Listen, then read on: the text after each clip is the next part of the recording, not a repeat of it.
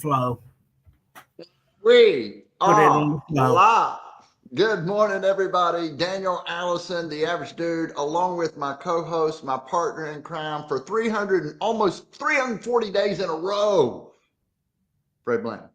I feel like it's almost 400. Is it not? I don't almost really know. 400? I think it's about 340. It's like the number in my head. Yeah. So not too shabby, Fred Blanton. What time do we do this? Monday through Friday? Set live 7:55 to 8:10 a.m. It's the greatest.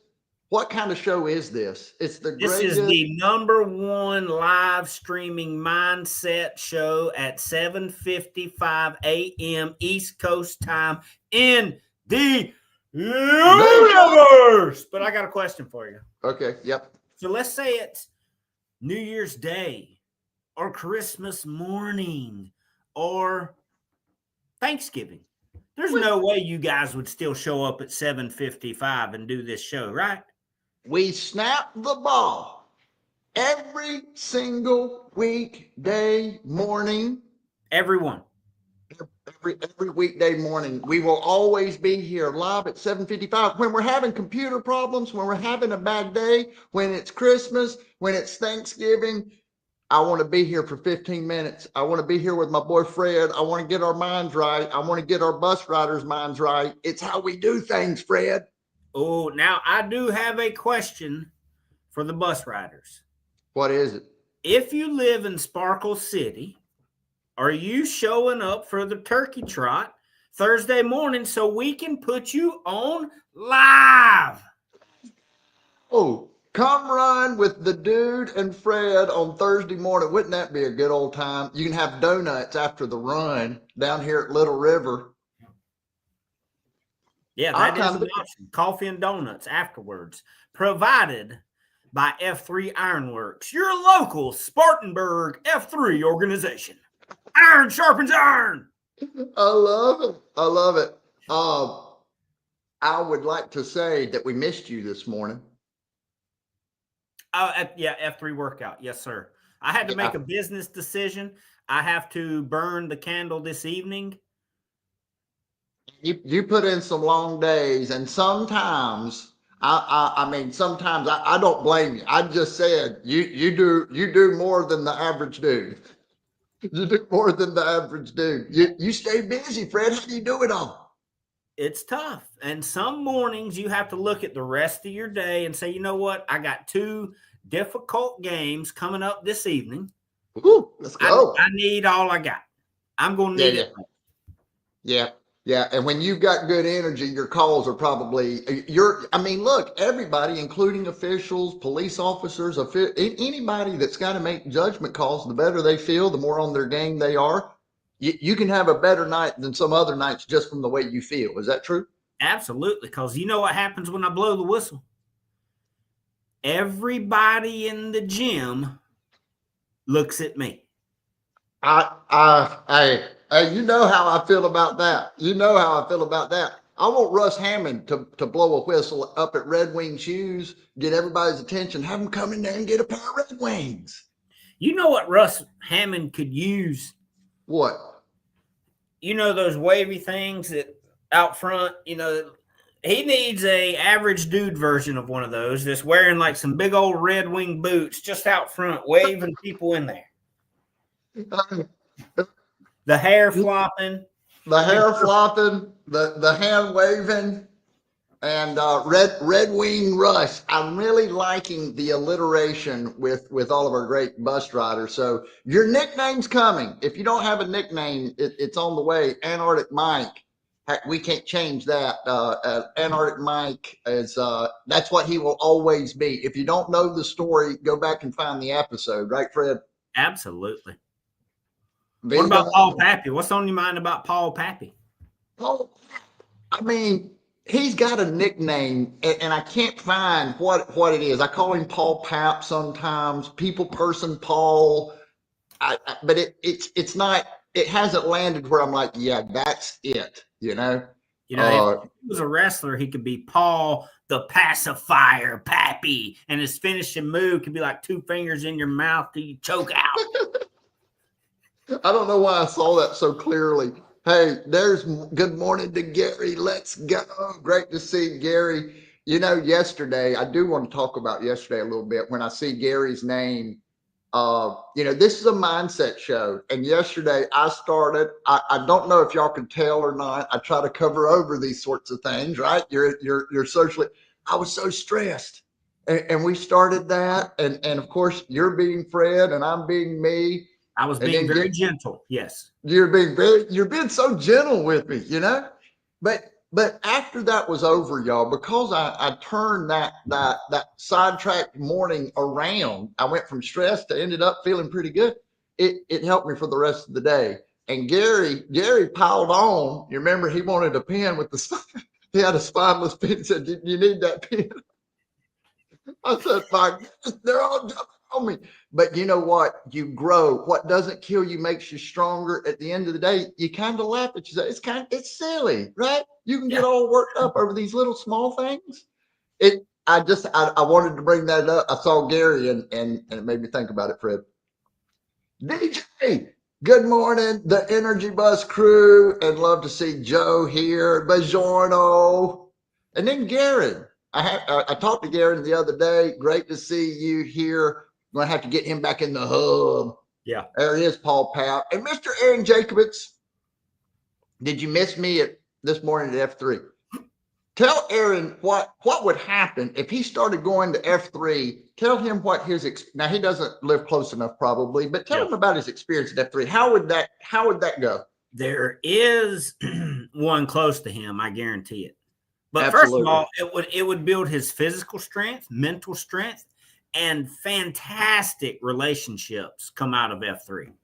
Gosh, Aaron's so good at networking. When you're networking and kind of getting that compound effect of networking and doing something good for you at the same time, that's a big deal. Hey, look at here what Joe says. He says curiosity is key. Let life surprise you. I'm not going to even attempt that middle part. You're more than welcome to. No, Curiosity is key. Let life surprise you. Get out there and find and do new things. What you think? I think you should call your pappy. Pappy. I love it when you call me Big Pappy.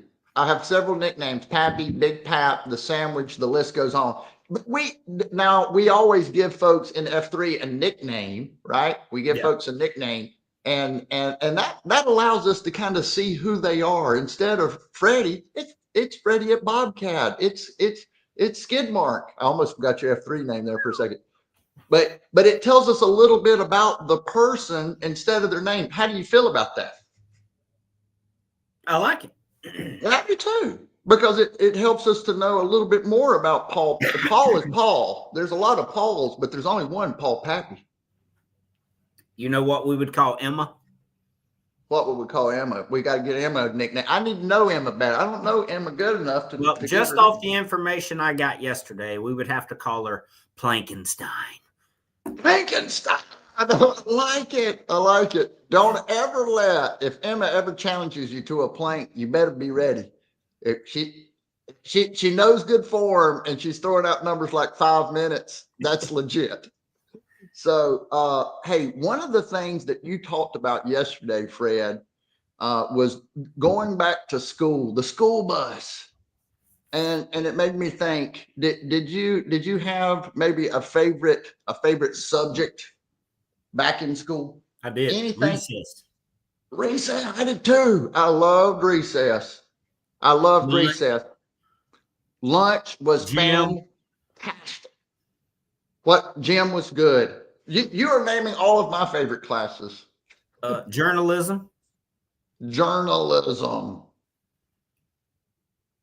I liked all those. It would lead up to my least favorite being anything to do with math. Anything to do with math. Your least favorite subject was math. Yeah. Oh man, that's what I was wanting to talk about this morning. Yeah, I liked math. I liked spelling. Now I didn't like to study, but I did like math, and some of the things about math that I liked, I think they say things about like this morning, you were talking about, you were listening to this guy that made me think of it, GC, Grant Cardone. Yeah.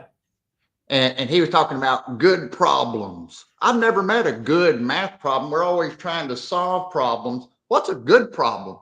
A good problem is what he was referring to is when, let's say I've got somebody in my office, we're signing some paperwork on a Bobcat, the leading compact equipment in the industry. And we walk out, we shake hands. The guy's going to load up his machine. I walk out here to the showroom and there's 4 people out there waiting. And they all say, "Hey, are you Freddie? I'm here to see you." I'm like, "Oh my gosh, I got a problem. I got 4 people out here." That is a good problem. It's a good problem. I loved what he said. Somebody ran up to him. He was getting ready to have a seminar. And they said, "Oh no, we've got a major problem. We've got too many people here. We ran out of chairs." Now we've got a situation. We've got a situation. But why do you think he likes to talk about that? If we're worried about having too much of a good thing, what is it? What might that cause us to do? I believe his approach is you have to have the mindset shift, because you may have been taught growing up like, "Oh no, now what are you going to do? You've got 4 people out here waiting on you. God, yeah, what's going to happen now?" And you got to switch it to, boom, man, I got 4 people out here waiting on me. Hey, I need you to take this guy to show him this machine. You come on back here with me. If you can hang out 7 more minutes, me and this guy will be ready. We'll be right back. Good problem. I love it. Which I just read a book. It was the first time I'd read a book by this author. It was recommended to me. It's called The 4 Conversations. I'm going to be talking about it more in the future. I really like a lot of what he's doing, but to sell without pitching, that's his thing. But something that he said that you alluded to, you can have the greatest offering, framework, sales presentation, et cetera, et cetera, et cetera. If you don't have the mindset, if you're in this state of, "Oh no," you're not in a position to lead when you're thinking, "Oh no."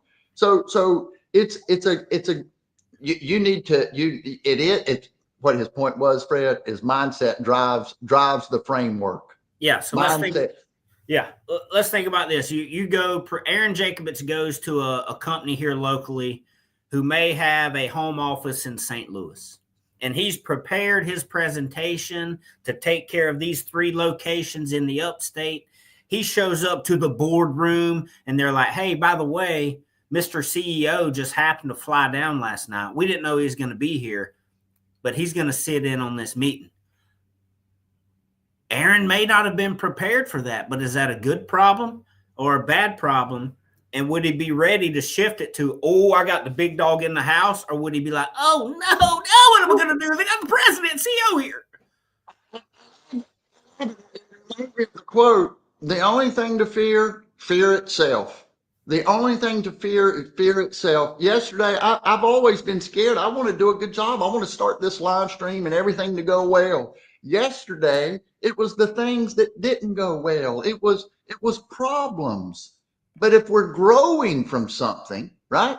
If something happens, it's a negative situation, and now we're experiencing and we're making it through, we're overcoming it. What doesn't kill us makes us stronger. The new information, the new scenarios that we're faced with, we overcome it, and we realize there's no monsters under the bed. We shine the light in the darkness, and we experiencing. The only thing we have to fear is fear itself. We learn and grow. Sometimes we might be from a problem. A lot of times it's from a problem. A problem. I mean, let's just say, for instance, yesterday, everything went perfect. And was that me? Was that my face? Let's say yesterday that everything went perfect. Would it have been a successful show? I don't know. Not as successful as doing it wrong and overcoming, because then you learn something. It's a good problem. It's a good problem. Now what? Now you got to do the final thought. Ooh, well, I mean, I guess it would be easy to say, look, today, if you run into a situation, is it a problem or is it an opportunity to grow? Holla. I love it. There it is. Bada boom, bada bing. See you tomorrow. It's Thanksgiving week. We're going to be here every day. Live, 7:55. Get your mind right. See y'all tomorrow. Bye-bye. Watch out for spiders.